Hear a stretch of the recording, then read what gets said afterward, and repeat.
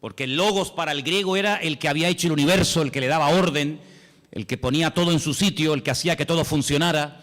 Y entonces él utiliza esa palabra que era muy conocida en el mundo de la filosofía griega y la emplea, y entonces él dice el logos, ese que ustedes llaman el logos, el creador, que no tienen ni idea de lo que están hablando, yo voy a hablar de él.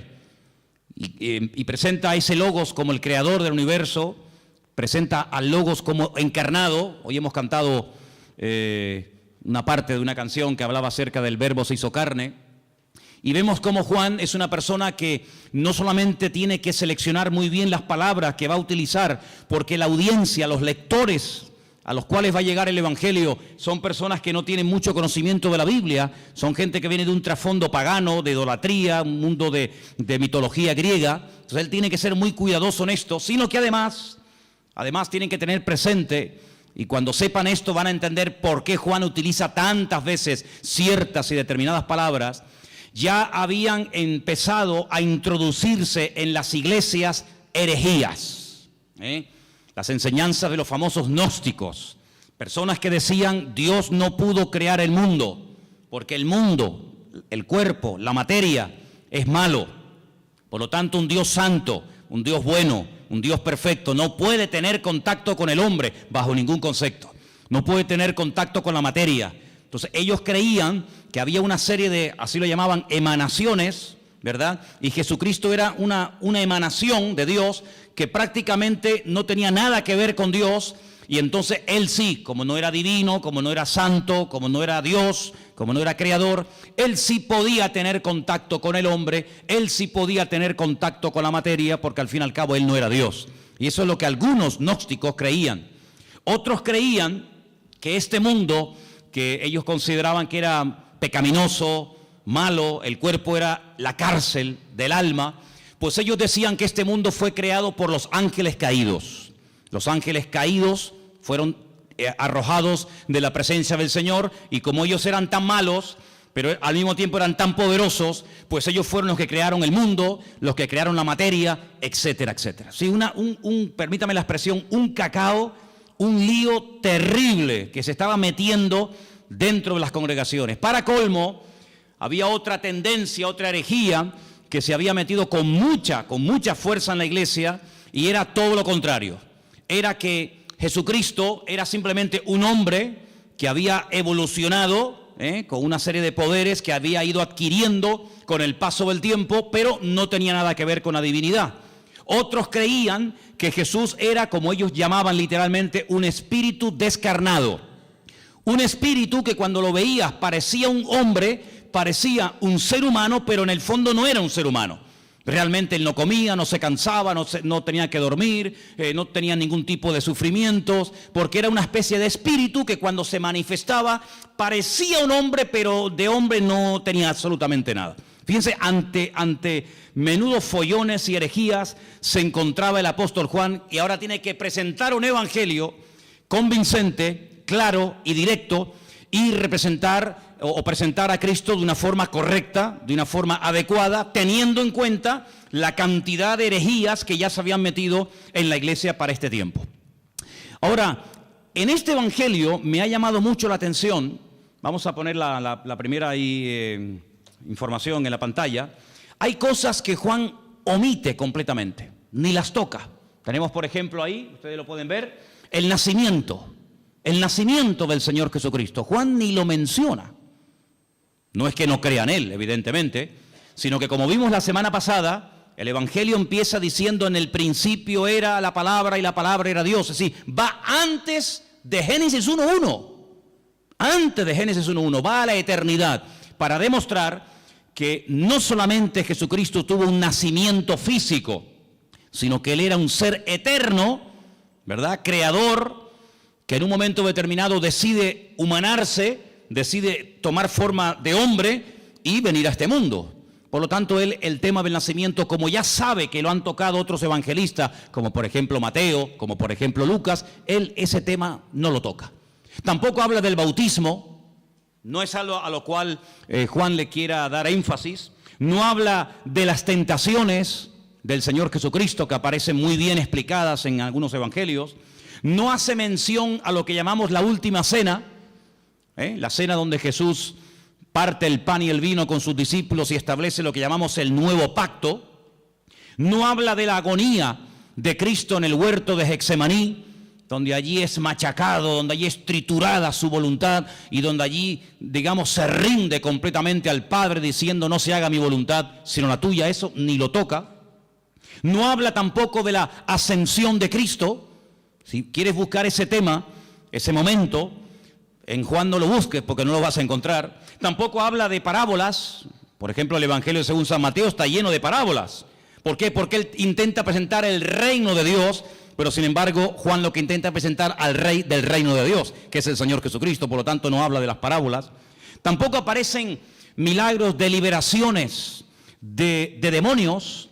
Incluso la palabra milagro, él la sustituye por una palabra que es la palabra moftim, en plural, que es la palabra señales. Y es la palabra que aparece, fijaros a dónde se remonta Juan. Juan era un hombre con un conocimiento de la palabra tremenda, tremenda. Él se remonta al llamamiento de Moisés, allí en Éxodo, capítulo 4, donde Moisés habla mal. Moisés dice, no me van a creer, no me van a oír. Y entonces el Señor dice, no, yo te estoy diciendo que te van a oír, yo te estoy diciendo que te van a recibir, que tú vas a sacar a mi pueblo y lo vas a traer aquí, y tú estás diciendo que no. Es decir, ¿me estás llevando la contraria?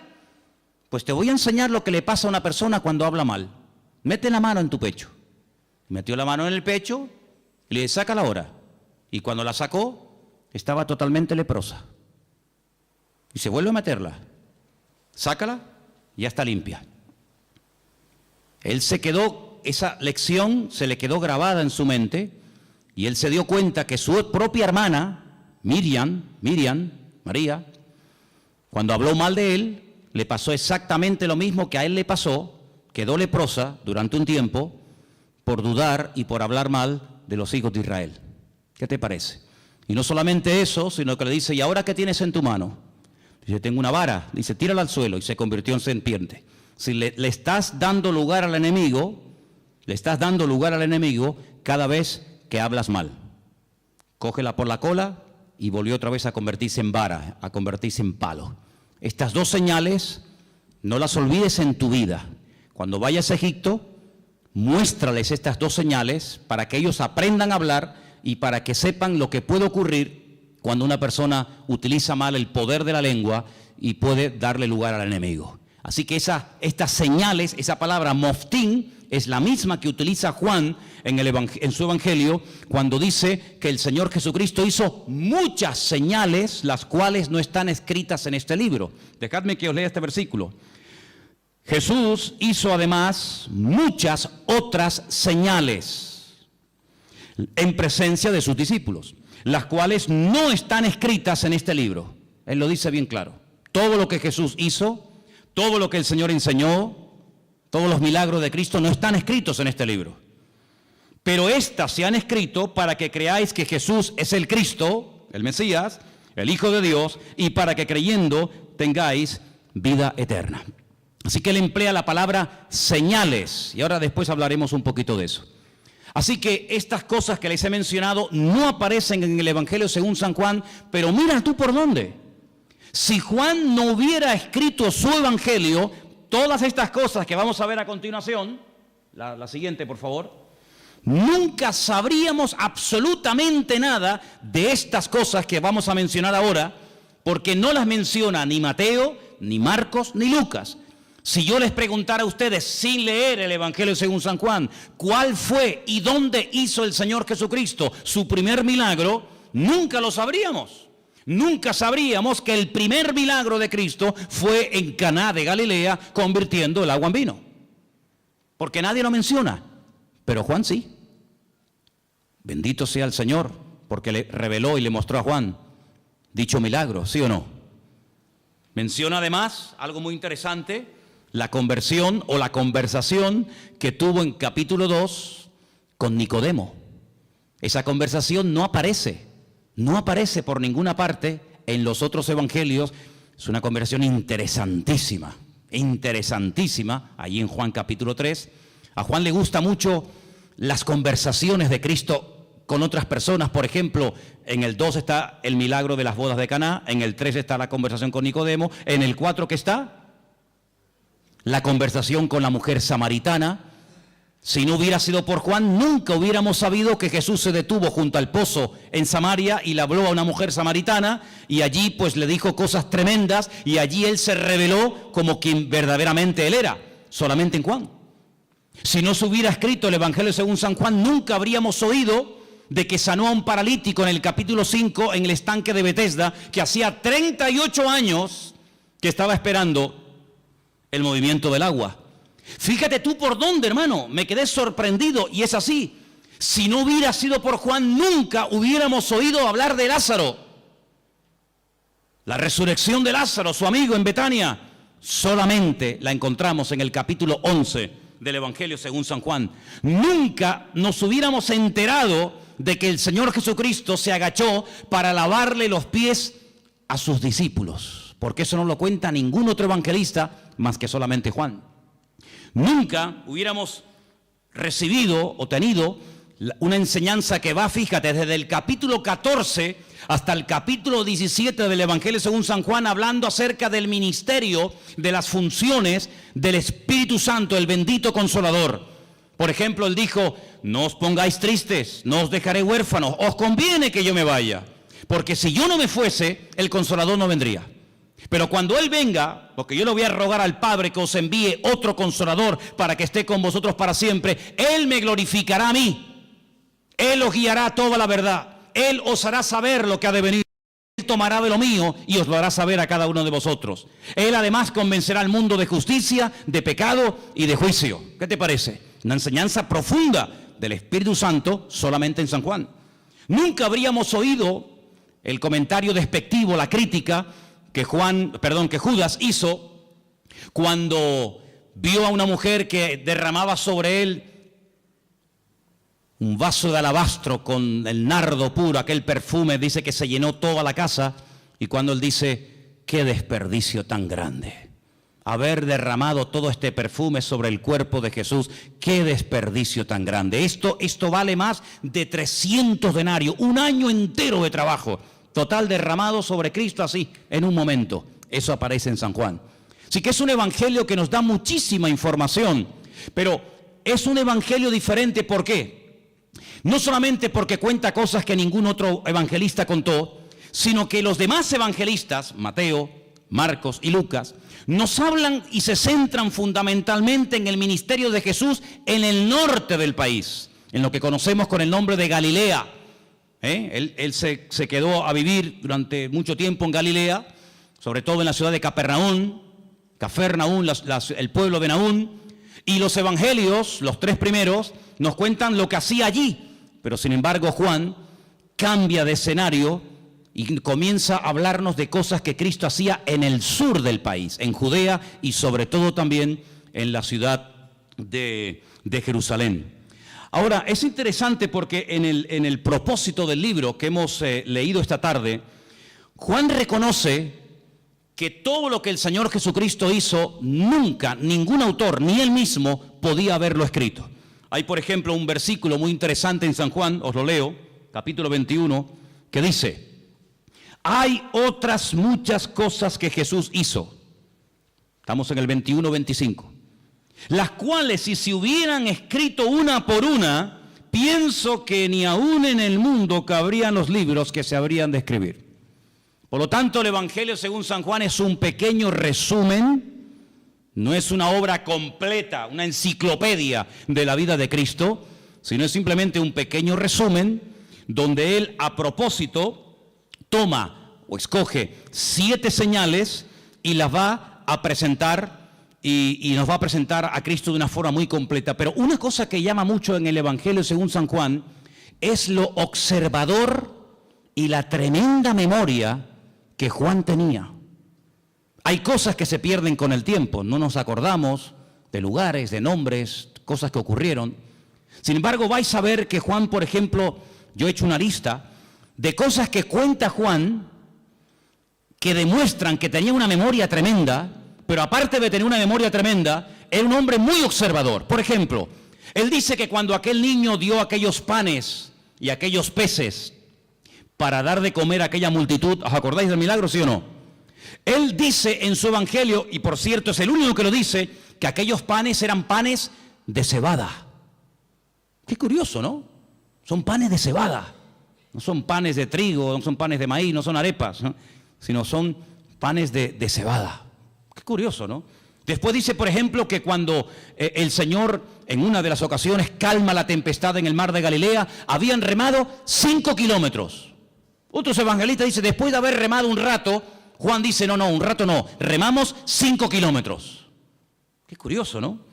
Después se da cuenta de que en el primer milagro en las bodas de Caná de Galilea, no solamente dice que Jesús dijo llenar las tinajas hasta arriba, sino dice que había 6 tinajas. No dice, bueno, había tinajas, sino las cuenta, porque si no las cuenta, ¿cómo lo sabe?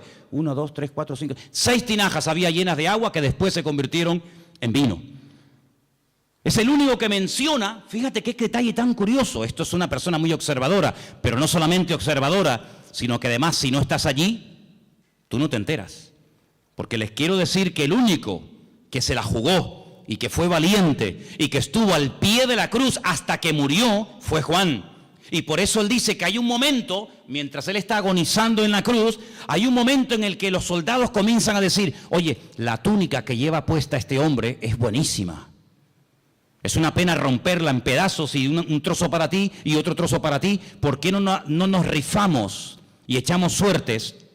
Y dice la Biblia que echaron suertes y a uno le tocó y se la llevó. Eso solamente lo cuenta Juan, que se rifaron la ropa del Señor. Después dice que cuando se llevan a ungir a Cristo al sepulcro, algunos dicen que lo envolvieron en una sábana y ya está. Juan dice, no, lo envolvieron en una sábana y le pusieron mirra, le pusieron aloe y había 100 libras entre mirra y aloe para envolver, para ungir el cuerpo del Señor. Es el único que dice que Nicodemo se llevó el cuerpo de Cristo para ungirlo. Es el único que dice que aquella mujer que derramó el vaso de alabastro, el vaso de nardo puro sobre el cuerpo de Jesús, dice que no solamente lo derramó, sino que toda la casa olió al perfume que olía el Señor Jesucristo. Otro detalle muy interesante. Después, por ejemplo, una de las cosas muy interesantes es que él dice que el templo de Jerusalén se tardó 46 años en ser restaurado y decorado por el rey Herodes, el único que lo dice. Es el único que menciona el detalle, muy interesante por cierto, que en Juan capítulo 4 dice que los samaritanos y los judíos como que no se llevaban entre ellos. Había un pique ahí, ni los samaritanos podían ver a los judíos, ni los judíos a los samaritanos. Son detalles muy significativos de un hombre que se fija mucho. Luego, algo que me ha llamado mucho la atención del Evangelio según San Juan, es que es un hombre que menciona lugares de Jerusalén porque se ve que conoce y se sabe muy bien mover en la ciudad de Jerusalén. Por ejemplo, menciona la puerta de las ovejas, capítulo 5, verso 2. Menciona el estanque de Betesda, capítulo 5. Menciona el otro estanque que hay en la otra punta de la ciudad, el estanque de Siloé, capítulo 9. Menciona una puerta que se llama el pórtico de Salomón, donde años más tarde o tiempo más tarde iría con Pedro, y allí orarían, ¿se acuerdan? Por el paralítico que estaba allí en la puerta del templo. Es el único que menciona el torrente de Cedrón, ese barranco que divide la ciudad del Monte de los Olivos. Él dice que el Calvario, aquel monte, tenía forma de calavera, lo registra también en su libro. Es un hombre, ya digo, tremendamente observador, una persona que conoce la ciudad de Jerusalén y se mueve por ella, diríamos, como pez en el agua. Ahora, en cuanto al tema de las herejías, Juan quería dar una imagen, una visión completa del Señor Jesucristo. Porque en aquellos tiempos estaban, como dije al principio, los que creían que Él no era un hombre, sino una especie de espíritu que se aparecía en forma humana, y estaban aquellos que decían que era tan divino, que no era un hombre. Claro, ¿cómo casar, cómo unir estas dos herejías? Hermanos, a lo largo de la historia, la iglesia, el pueblo de Dios, ha tenido que enfrentarse con un montón de problemas, de todo tipo. Pero algo que el enemigo ha utilizado y seguirá utilizando hasta el final de los tiempos contra nosotros, contra el pueblo de Dios, es tratar de meter sutilmente en las congregaciones lo que llamamos o conocemos con el nombre de herejías. ¿Qué es una herejía? Bueno, vamos a definirlo de la siguiente manera. El diablo sabe perfectamente que cuando uno conoce la verdad, cuando uno tiene un encuentro con él, cuando uno conoce la verdad, pues sabe diferenciar perfectamente lo incorrecto. Ya el ejemplo que hemos puesto en otras ocasiones, aquel hombre que trabajaba en un banco manejando todo el día divisas, manejando todo tipo de monedas. Antes había más que ahora. Hoy en día con el tema del euro muchas monedas no existen, pero antes cuando viajabas por Europa, cada país tenía su moneda y tenías que cambiar franco, tenías que cambiar libras, tenías que cambiar pesetas. Bueno, ya eso prácticamente ha desaparecido. Pero le preguntaron un día a un hombre que manejaba constantemente divisas.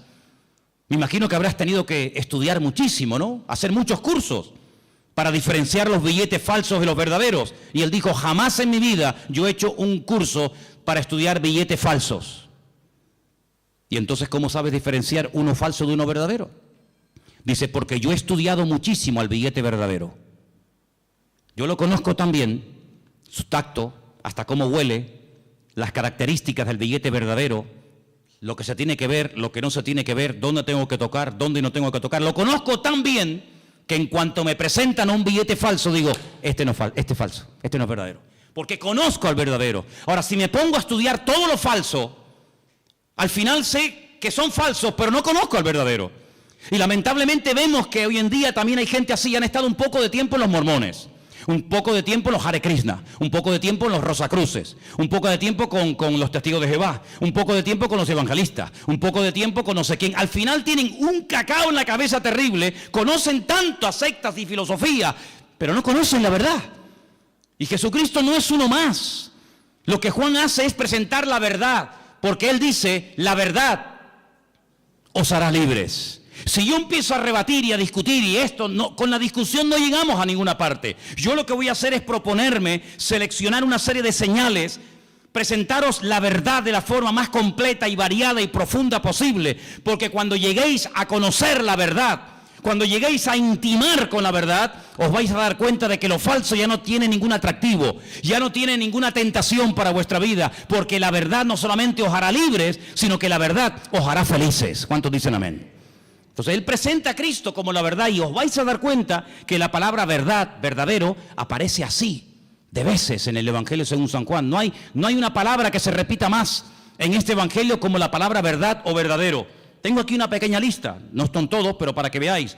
Dice, yo soy el pan verdadero, el pan que descendió del cielo. No dice yo soy el pan. Bueno, podría decirlo, pero añade la palabra, yo soy el pan verdadero.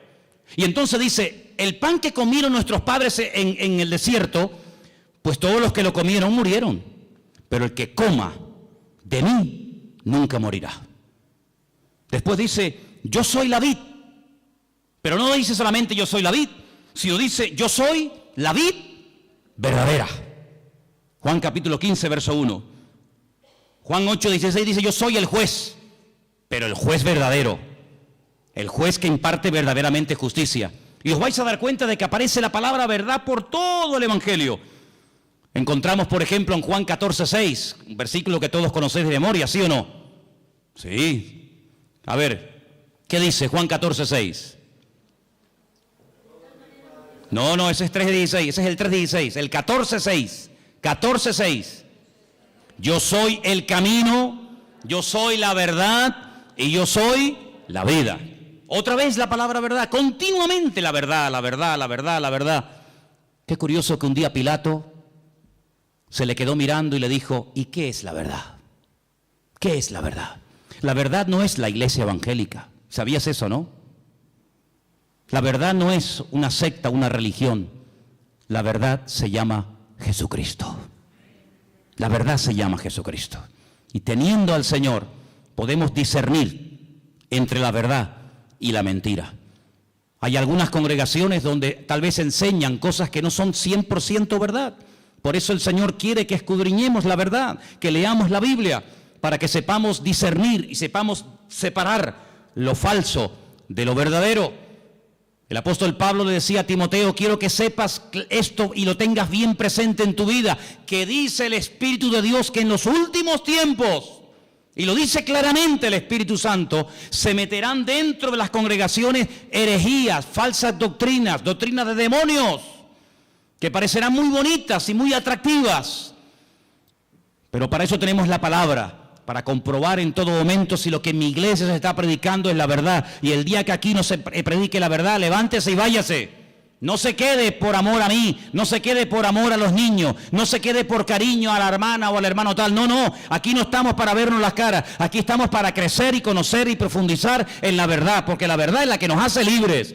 Y si se predica la mentira, pues lo lamento mucho, yo aquí no quiero estar ni un minuto de mi tiempo, porque la mentira esclaviza, la mentira es un veneno que le abrimos la puerta y va contaminando nuestra vida. Por lo tanto, compruebe siempre, traiga la Biblia a la iglesia, tome apuntes, escuche los mensajes, y si comprueba que algo no ha sido correcto, que le están enseñando mentira, que le están manipulando la escritura, no haga caso, sea selectivo en esto. Jesucristo vino para darnos la verdad, para abrir nuestros ojos, y la verdad se puede comprobar, no solamente experimentar, se puede comprobar, y la misma Biblia que yo uso para predicar aquí en el púlpito, la tiene usted, léala, escudriñela, memorízala, y si ve que no coincide con la verdad, aquí tu tiempo se ha terminado, amigo. Estamos en este lugar para crecer en la verdad. ¿Cuántos dicen amén? Ahora, fíjense qué interesante, en el Evangelio según San Juan hay 7 expresiones muy interesantes que las vamos a ver ahora, pero algo que también hace Juan, no solamente nos presenta a Cristo como el eterno, el creador, el todopoderoso, sino que además nos da ejemplos para que nos demos cuenta que a lo mejor puede haber un creyente, escúchenme bien por favor, puede haber un creyente que no lo entienda todo, pero tenemos que tener paciencia con el que no lo puede entender o aceptar todo. Si yo pusiera, vamos a poner un ejemplo, ¿no? Si tuviéramos este salón ahora mismo dividido en dos, tuviéramos este salón dividido en dos, tenemos en el centro, más o menos, ¿no? Tenemos en el centro una especie de cristal, de prisma, y proyectamos un rayo de luz desde ese lado en dirección al prisma. Todos los que están a mano izquierda verían solamente un rayo de luz, pero todos los que están a mano derecha verían 7, en 7 colores diferentes. Si yo les pregunto a los de la mano izquierda, ¿ustedes qué están viendo? Y me dicen, un rayo de luz. ¿De qué color? Blanca. ¿Seguro que veis uno solo? Contarlo bien, sí, uno solo. Vosotros, hermanos, ¿qué estáis viendo?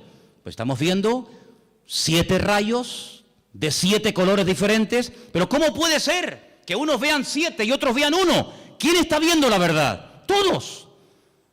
Lo que pasa es que unos están a un lado y otros están a otro lado. Y estos, por estar en un lado, ven más que los que están en otra parte. ¿En qué lado te encuentras de tu relación con el Señor? Hay gente que no ve más allá de lo que ven sus ojos, y por eso se hunden. Por eso se desaniman, porque no ven más allá. Y como le dijo el Señor a Pedro, no pones la mira en los 7 rayos, no pones la mira en las cosas de arriba, sino en las de la tierra. Y claro, cuando uno mira a lo de la tierra se derrumba. Cuando uno mira a lo de la tierra uno se deprime, la fe te la destruye el mundo. Pero cuando tú levantas la mirada, tú ves más allá. Y eso es lo que Juan quiere. No solamente presentarnos al Señor Jesucristo como divino, como creador, como un ser eterno, sino que también lo presenta como humano. Y fijaros las citas que os voy a dar para los que tomen nota, ¿no? En capítulo 2, verso 15, vemos a Cristo enfadado, con un látigo. Comienza a echar fuera a todos los que vendían en su casa y los llama ladrones. Me habéis convertido mi casa en cueva de ladrones. En el capítulo 4, verso 6, te lo encuentras cansado y sediento junto a un pozo, pidiendo un vaso de agua a una mujer samaritana. El verbo hecho carne, cansado del camino, pidiendo agua.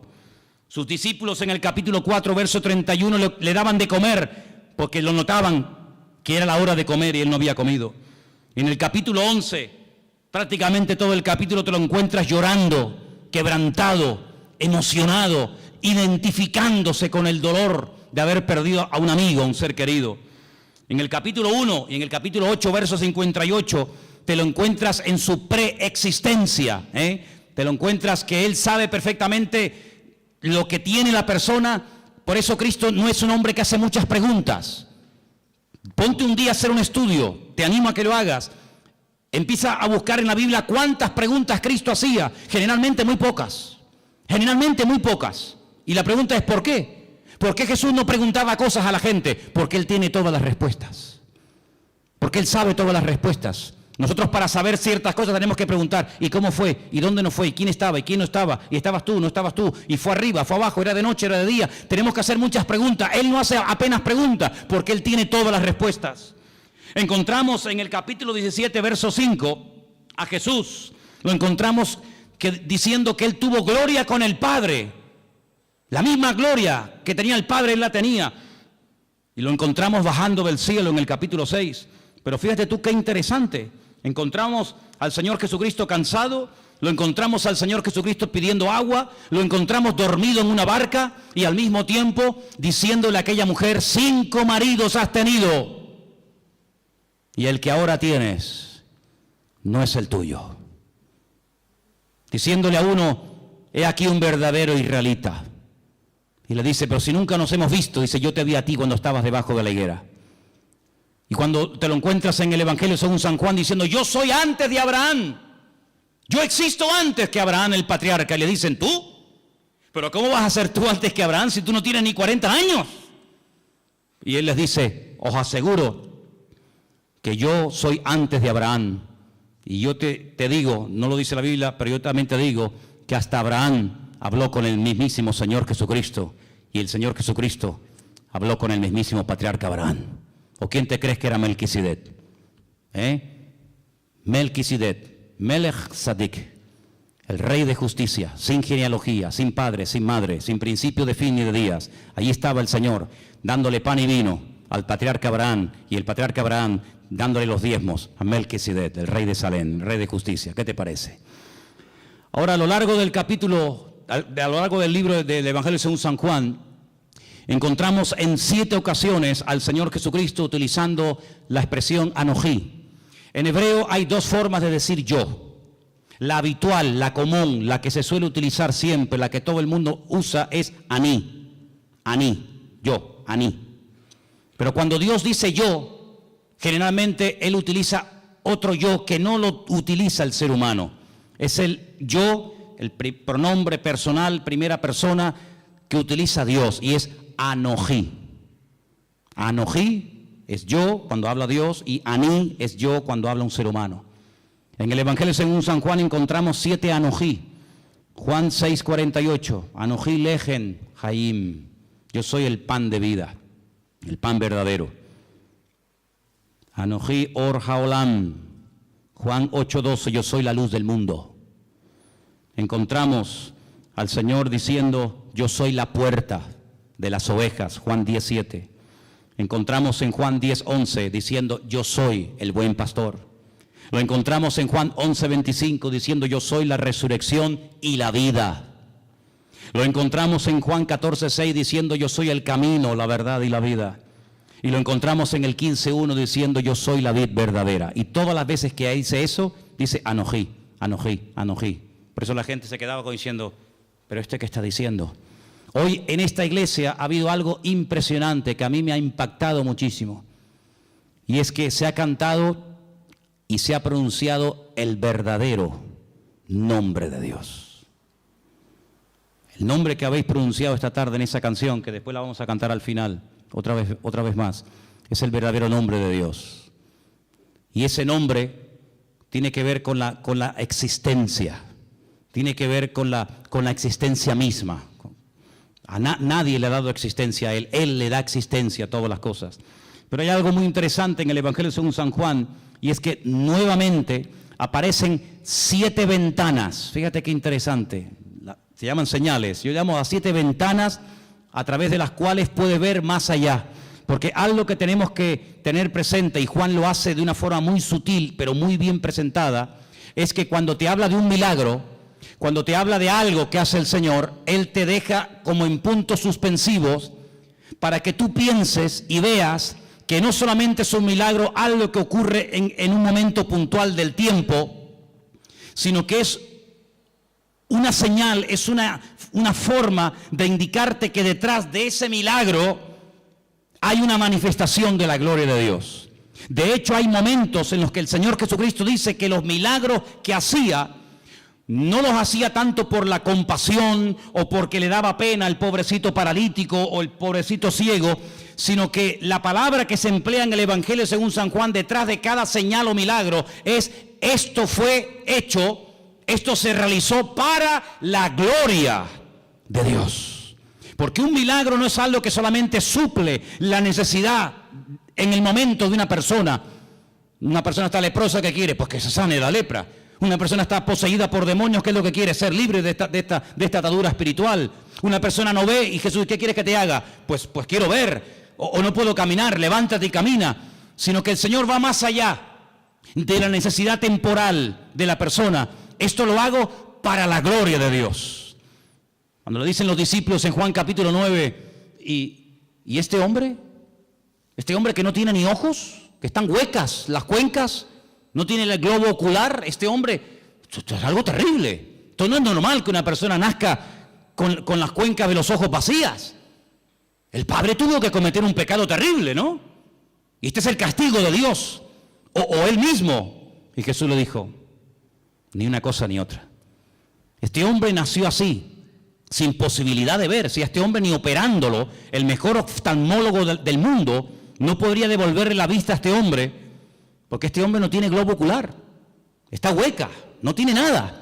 Yo solamente he visto a un hombre en toda mi vida así. Ciegos hemos visto todos y de vez en cuando pues vemos a algún ciego, pero solamente vi a un hombre en la puerta de Damasco en Jerusalén hace unos cuantos años atrás.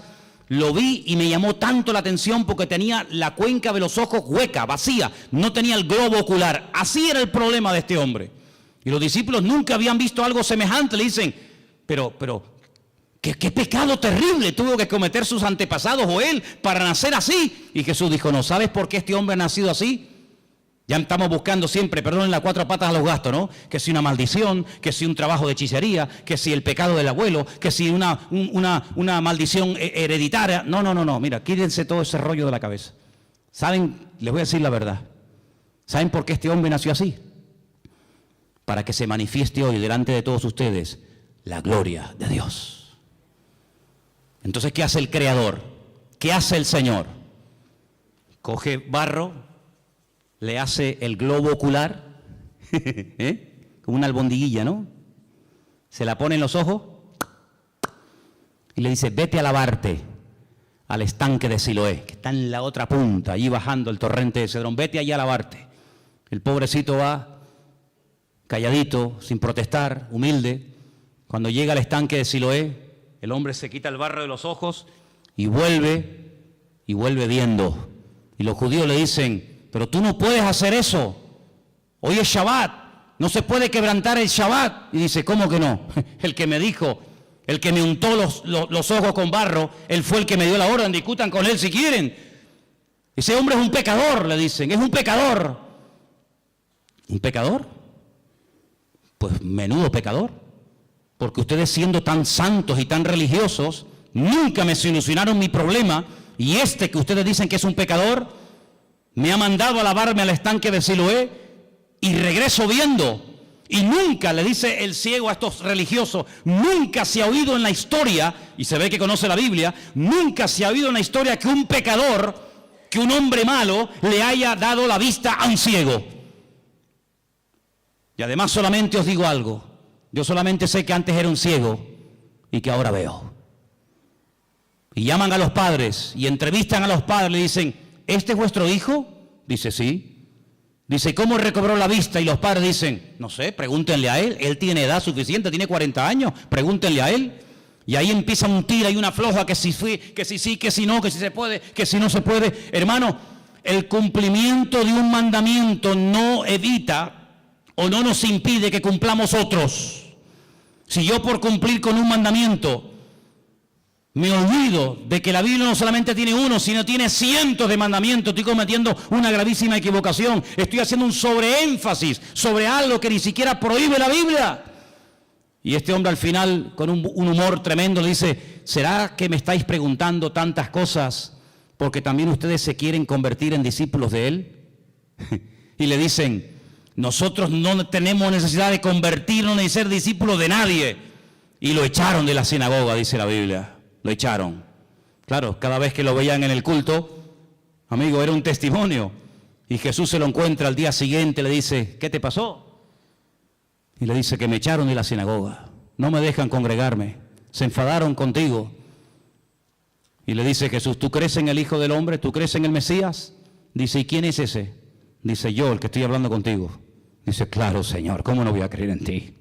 Increíble, ¿eh? Todo esto lo cuenta San Juan. Si no fuera por este hombre, si no fuera por este evangelio, nos hubiéramos perdido cosas tremendas. Pero sobre todo algo que me llama la atención, que yo creo que Juan lo hizo a propósito. Lo dejó para el final, y quiero que lo leamos en esta tarde, es el capítulo 21, donde se produce algo que ni Mateo, ni Marcos, ni Lucas jamás contaron.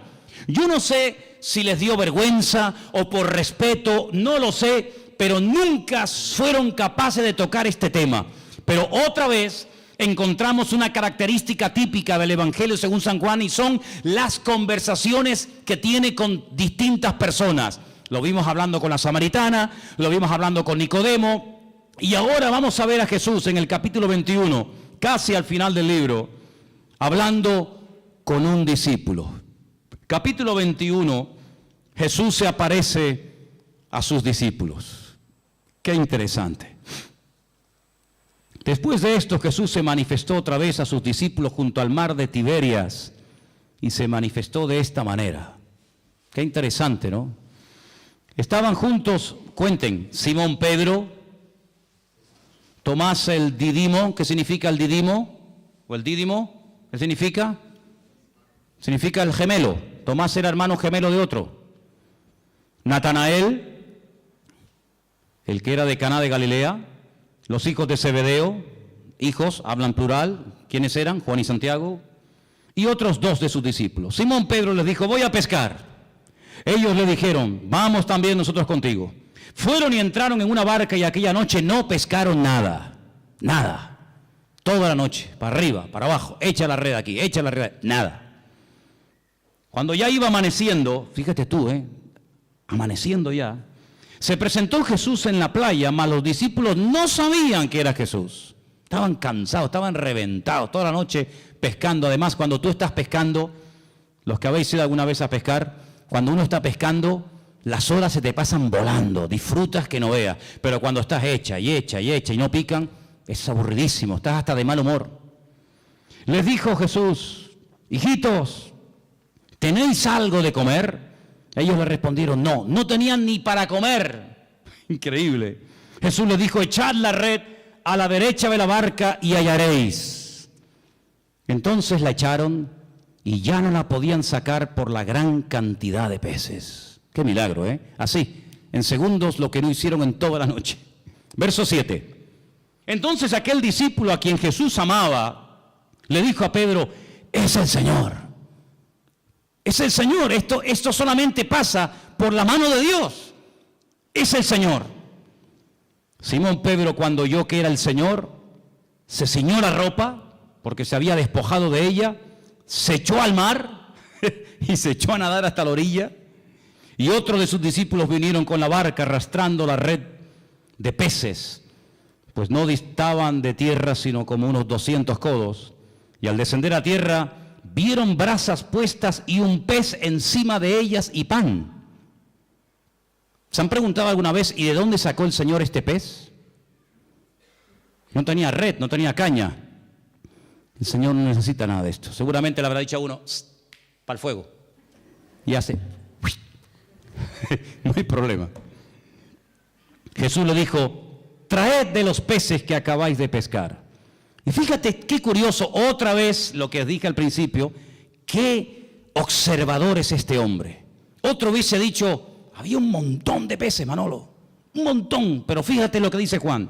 Subió Simón Pedro y sacó la red a tierra llena de grandes peces, y podía haber puesto el punto y ya está. Pero Juan dice, no, la red estaba llena, y Juan los tuvo que contar, hermanos. Tuvo que fijarse, porque si no, o esto es una mentira, o de dónde sacó este dato. Es que él estaba allí y él dice, la red estaba llena, pero había 153. Y aún siendo tantos, la red no se rompió. Recuerda que el versículo 11 dice grandes peces. Grandes peces, 153. Bueno, ¿y por qué no fueron 205, 89, 34? ¿Por qué 153? ¿Y por qué lo dice? ¿Será que esto es una forma de rellenar un texto? Siempre hemos dicho y hemos enseñado que en la Biblia no sobra nada. Amén, hermanos. Todo tiene una razón, todo tiene una explicación. El idioma hebreo es alfanumérico. Las letras son números, los números son letras. Juan hace así y dice 153. Juan es judío, Juan no es canario, no es alemán, no es latinoamericano. Juan es judío. Juan ve letras y al momento ve números. Ve números y ve letras. Es la mentalidad, está en el chip del cerebro del judío. El judío hace así y ve una palabra y sabe cuánto suma la palabra, porque cada letra es un número y cada número es una letra. Y él en San Juan, en el libro del Apocalipsis, no me voy del tema, pero solamente un ejemplo. En el libro del Apocalipsis, él dice: cuidado, hermanos, aquí hay sabiduría. El que lee, entienda. Os voy a dar un dato en clave, pero ustedes que saben lo que estoy diciendo me van a entender. Cuando venga el anticristo, cuando venga ese hombre perverso, su nombre o el número de su nombre es 666, 666. Claro, hay muchos nombres que coinciden. Por ejemplo, otro día cuando les comentaba el tema, cuando decide Shechem ben Hamor, Siquén hijo de Amor, suma 666, curiosamente. Pero Juan es un hombre, como buen judío, que conoce el tema de las letras y de los números.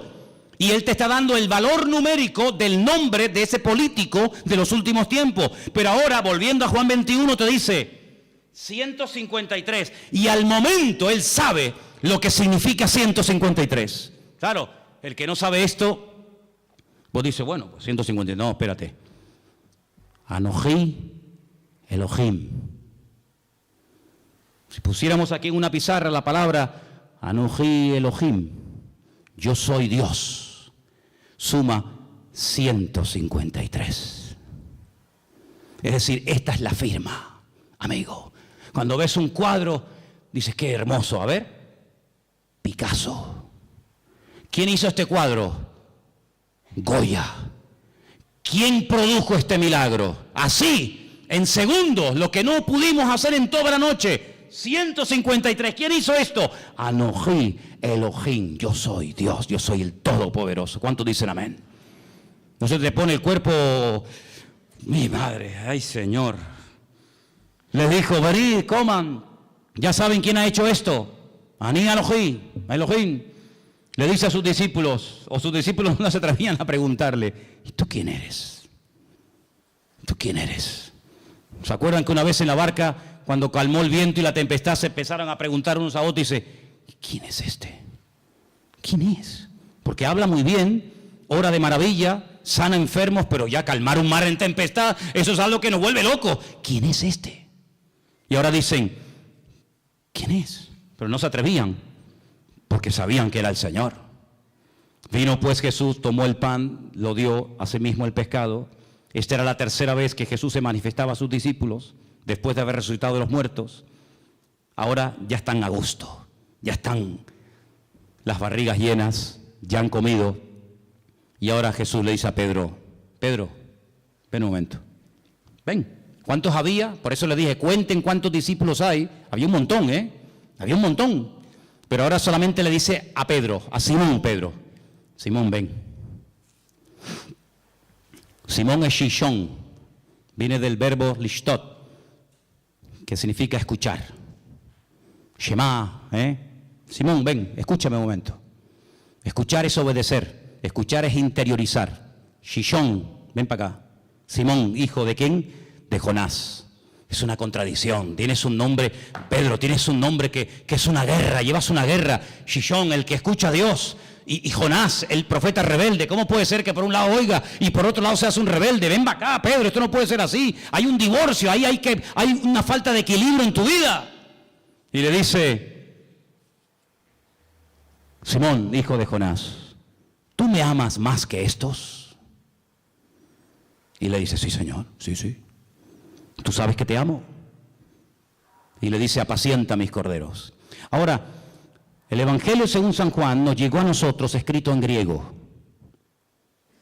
En el griego hay 3 palabras para definir la palabra amor: ágape, eros y fileo. En el texto griego se aprecia lo que en español, no sé en alemán, pero en español no se aprecia. En español es me amas y me amas. Y la respuesta es tú sabes que te amo, tú sabes que te amo, tú sabes que te amo. No notas ahí un juego de palabras, pero aquí hay mucho más que eso. Jesús le dice: Simón Pedro, ¿tú me agapeas? Y Simón Pedro le responde: sí, Señor, yo te fileo. No, yo no te estoy preguntando eso. Yo te estoy preguntando si tú me agapeas, si tú me amas a mí como yo te amo a ti. Con ese amor perfecto, ese amor de Dios. Y Pedro le dice: sí, Señor, tú sabes que yo te fileo, tú sabes que yo te amo como un amigo. Pero es que yo no te estoy preguntando si tú quieres ser mi amigo.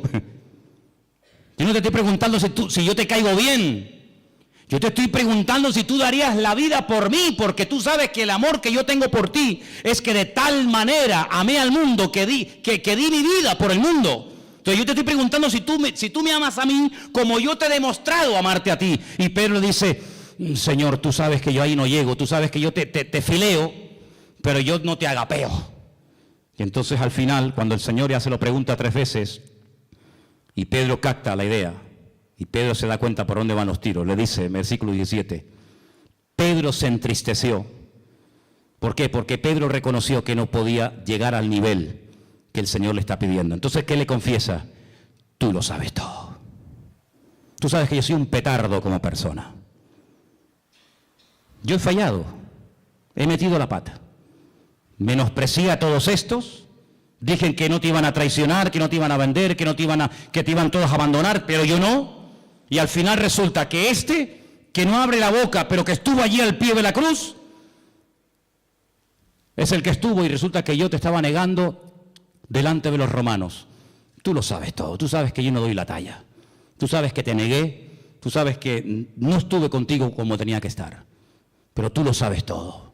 Y el Señor, que mira el corazón, y no mira solamente el fallo o el tropiezo accidental, sino mira el corazón, la nobleza de esa persona, le dice: apacienta mis ovejas. Porque de cierto te digo, cuando eras más joven te ceñías, ibas a donde querías, mas cuando ya seas viejo extenderás tus manos, te ceñirá otro y te llevará a donde tú no quieras. Y esto dijo, dando a entender con qué muerte había de glorificar a Dios. Y dicho esto añadió: sígueme. Vemos en el Evangelio según San Juan, ¿te imaginas que hubiera terminado en el capítulo 20? ¿Te imaginas que hubiera terminado en el capítulo 21, verso 14? Que el Evangelio terminara así, lee el 14. Esta era la 3ª vez que Jesús se manifestaba a sus discípulos y después de haber resucitado de los muertos. Amén. Cerramos el Evangelio y todos estaríamos tan contentos, ¿sí o no?, de tener un Evangelio maravilloso. Pero gloria a Dios por el capítulo 21. Porque el capítulo 21 nos muestra que el Señor Jesucristo se va a Galilea, va a buscar, claro, pero es que el Padre también buscó al hombre que le falló. Adán, ¿por qué te escondes? ¿Dónde estás?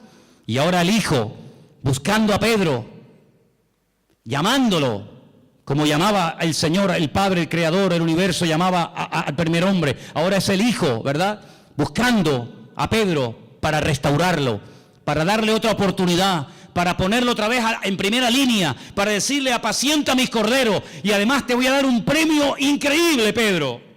Te voy a dar la mejor jubilación que se le puede dar a un predicador en toda la historia. Y el premio es que te voy a dejar morir como yo morí.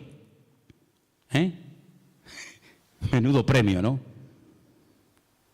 Te voy a dar el privilegio de morir crucificado como yo. Y así me vas a glorificar a mí. ¿No dices que me amas? Pues si me amas hay que demostrarlo, amigo.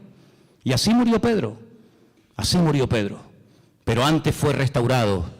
Y antes fue un hombre que se volvió a acercar al Señor. Entonces el Evangelio según San Juan, vemos a Cristo como el Creador, como el Verbo hecho carne, divino, total y absoluto, sin ningún tipo de limitaciones, ninguna. Pero al mismo tiempo lo vemos compasivo, lo vemos extendiendo la mano al necesitado, Lo vemos identificándose y acercándose con gente que en aquellos tiempos nadie jamás se acercaría a una persona. Cuando los discípulos lo ven hablando con una mujer, dice, no puede un hombre, y más un judío, hablar en público con una samaritana. Pero el Señor está allí. Entonces, amados hermanos, encontramos en el Evangelio según San Juan el amor de Dios manifestado. Y si esto fuera poco, cuando Juan hace así, te dice, ahora te voy a decir cómo es el Señor. Juan capítulo 2, convierte el agua en vino, en buen vino, el Señor de la calidad. Juan capítulo 4, lo vemos al Señor sanando, vete a tu casa, tu criado está sanado, el Señor del espacio. Lo vemos en el capítulo 5, ¿cuánto tiempo llevas ahí? 38 años, levántate y anda, el Señor del tiempo. Juan capítulo 6, multiplicando los panes y los peces, lo poco hace mucho, el Señor de la cantidad. En el 2 era la calidad, en el 6 es la calidad. En el 6 lo vemos al Señor calmando la tempestad, el Señor por encima de la creación no lo domina, la creación se somete al Creador, a Él, al Eterno. En el capítulo 9, ¿quién pecó? Este o su padre, la mala suerte, la desdicha. No, este milagro es para la gloria del Señor. Capítulo 9, el Señor de la gloria. Y el examen final, capítulo 11, déjalo como está, ya huele. 4 días lleva ahí dentro, no mueva, deja las cosas como están. El Señor dice, ¿no te he dicho que si crees verás la gloria de Dios? Capítulo 11, yo soy la resurrección y la vida, y ahora lo voy a demostrar. Lázaro, sal fuera. Y Lázaro salió fuera porque es el autor de la vida. Y con estas 7 señales, son 7 ventanas a través de las cuales puede ver lo grande que es nuestro Dios. ¿Necesitas algo? Seguro que en una de estas señales te sientes identificado. Seguro que en una de estas 7 ventanas donde Juan proyecta la gloria y la majestad y la singularidad del Señor, te sientes identificado y puedes apropiarte de cada una de ellas. Porque el Señor Jesucristo no termina en el Evangelio según San Juan crucificado, agonizando dentro de una tumba, comido por bichos, por gusanos. No, en el Evangelio según San Juan el Señor Jesucristo termina vivo, resucitado de entre los muertos. Y por eso dice en uno de los Evangelios, no busquéis entre los muertos al que vive, porque Él ha resucitado. ¿No es una maravilla el Evangelio según San Juan? ¿Sí o no? Dale un aplauso al Señor en esta tarde y léelo durante toda la semana. Gózate, aleluya. Disfruta de este Evangelio. Es una maravilla tenerlo en nuestras manos. Cierra tus ojos, por favor. Cierra tus ojos ahí donde estás. Bendito sea el nombre del Señor. Qué regalo tan maravilloso el Señor nos hizo. Qué regalo tan extraordinario. Bendito sea Dios. Muchas cosas hizo el Señor, sí. Juan lo dice, pero si crees en estas que te acabo de contar, tendrás vida eterna en su nombre. Y en esta tarde, Señor, te damos gracias porque hemos conocido la verdad y la verdad nos ha hecho libres. Aleluya. Gracias, Señor. Gracias. La verdad no se puede comprar con dinero. No nacemos conociendo la verdad. La verdad tiene nombre, hay que buscarla. A veces la verdad cuesta encontrarla porque buscamos en caminos equivocados. Pero cuando buscamos adecuadamente, la verdad sale a la luz. Y si buscas la verdad, búsquela en las páginas de la Biblia.